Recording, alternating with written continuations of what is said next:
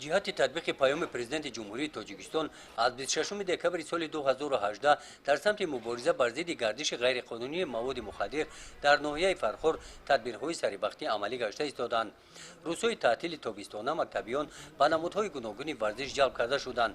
در این روزها از جانب مکتب ورزشی ناحیه مسابقه‌های گوناگون ورزشی برآمده شده در این چهاربینی‌ها نورسان اشتراک فعالانه می‌ورزند.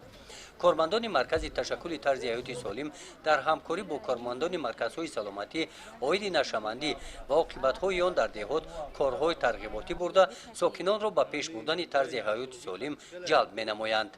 طبق نقشه تصمیم نموده مقامات اجرایی حکومت دولتی ناحیه فرخار بخشیده بر روز بین‌المللی مبارزه بر ضد مواد مخدر که هر سال سنه 26 ایون برگزار می‌گردد نقشه چهاربینی تصدیق گردیده برای اجرایش آن یک قطار تشکیلات مؤسسه‌ها موظف گردیده بودند.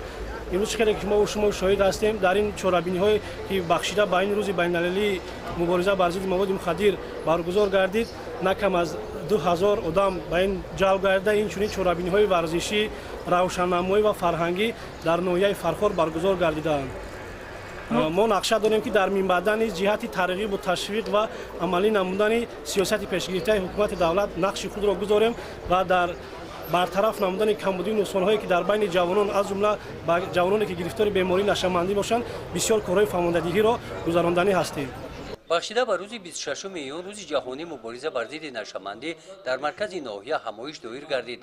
در این چهاربینی نمایندگان مقامات اجرایی حکومت دولتی ناحیه، اگنتی نظارت مواد نشه‌آور در منطقه و شعبه بین ناحیوی فرخاری ریاست اگنتی نظارت مواد نشه‌آور در ولایت ختلان برآمد نموده ذکر نمودند که معاملات غیر قانونی مواد مخدر یکی از سرچشمه‌های مبلغ‌گذاری تروریسم بین المللی و ناآرامی‌ها در جهان به شمار می‌روند. بیماری نشمندی صدها عائله‌ها را ویران کرده چندین جوانان را از حیات محروم کرده است.